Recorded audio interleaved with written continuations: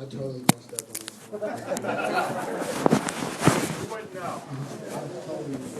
one. Anybody got any questions? Because I know some people got some crazy questions, so I'll just go to them. That's cool. No questions. Left hand. Right. I got a problem. My left hand is my weakness. Oh, that's everybody. I don't have to use your left hand. Your left hand, it gets you going. Yeah, you just go and you play left-handed. Like seriously.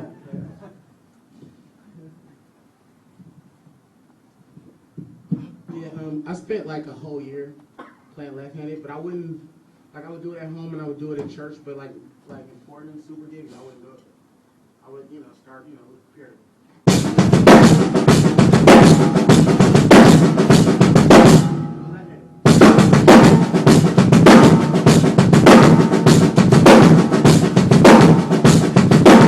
And then when you do it, go back and play right-handed and figure out how you're playing your ghost notes.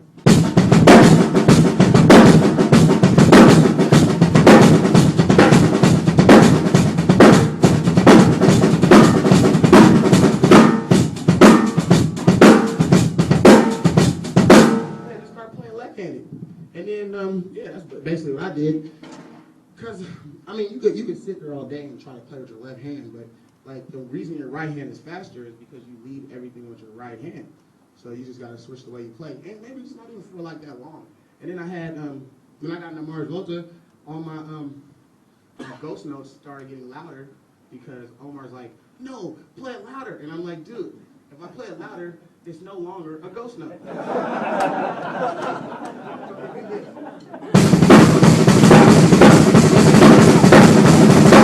he wants me to play louder.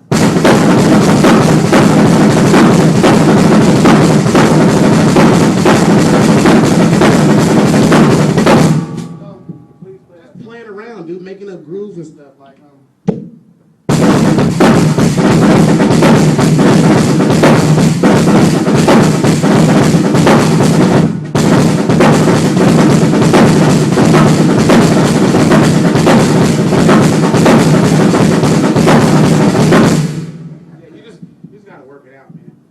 Any other questions?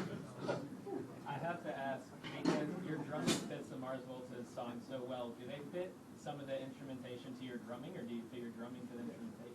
I don't get it. Say it again. Your drumming fits like the song structure of the Mars Volta really well, but it's still complex. So do you fit your drumming to the songs, or do they fit the songs to the drumming? Well, the songs that I wasn't there to make, I'm probably fitting my drums into their compositions, but the ones that I'm there for, I help make them. So I'm sitting there and Omar's like, he play a groove, and I'll start it off like this.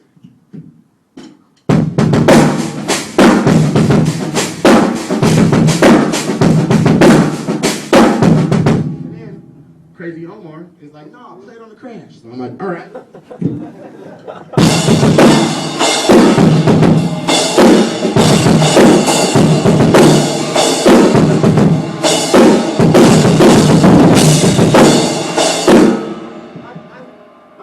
Honestly, when I first got into Mars Volta, I was used to playing with Keisha Cole and I was used to playing with a million rappers, and I used to play with Too Short. Nobody ever said that.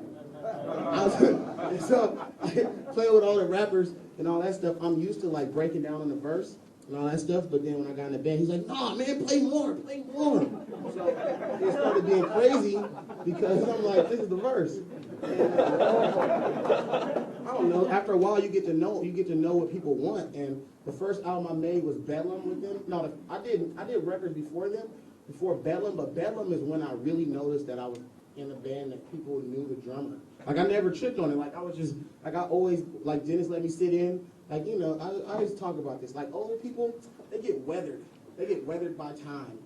Like they be like they look at the loading dock and they like, all right, if I jump off this loading dock, I will break my neck. But a kid who's 12 years old jumps off the loading dock and he doesn't care. He's like, I'm gonna do it just for the adventure. And most people, when they get older, they just lose the whole adventure part of it.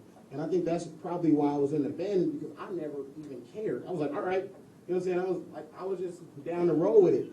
So he would, like the first record, Bedlam, when I first started playing, I didn't know what was really going on. I started tripping out, and then it started getting stressful because it started like I'm I'm working with a band that I never worked with in the studio. And Omar records very crazy. So he would make me play things 100 times. And after a while, I was angry.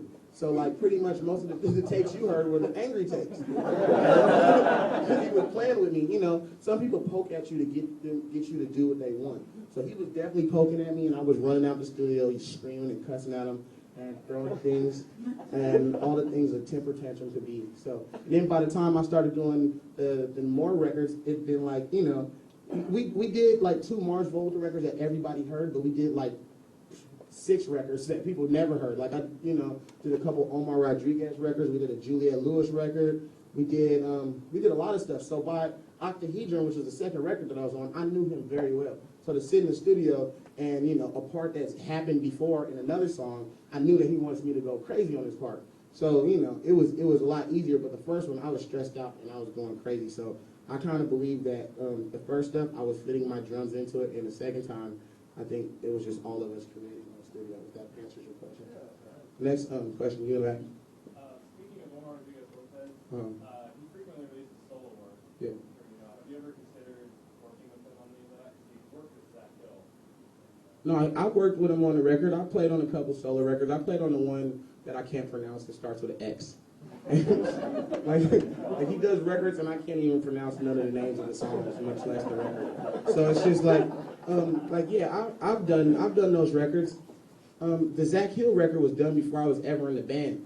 So that dude does like 6 records a year, dude. He's like a workaholic. Holy smokes, he's got it. Yeah, he does a lot of stuff. So yeah, I did a lot of that stuff, but I never knew what I was doing, dude. We would go to Electric Ladyland, and that's where Jimi Hendrix, you know, did all that stuff.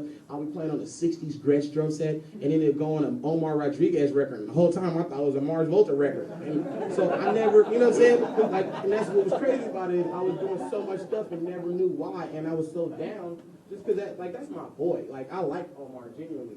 So it was like, he was like, you want to go to Mexico do this? I'm like, all right. Let's do it. Another question? Dude, I just ate barbecue and sat in the back playing it. It would just go down, so I could just so like for the shows I was doing, I was warming up. I would, you know what? I had a crazy routine that nobody liked. Like I would get to the venue and like say we got there at 12. I would wake up at 2, still have my pajamas on, go in there. My drum set barely might be set up because I had a drum set, and I would go in there and start hitting drums around 2 and just like warming up. So by the time the shows were happening, I was buttered. And then I would do stuff like go to Memphis Drum Shop or come here before a show and like do an in-store, and they just, you know, want you to play. So I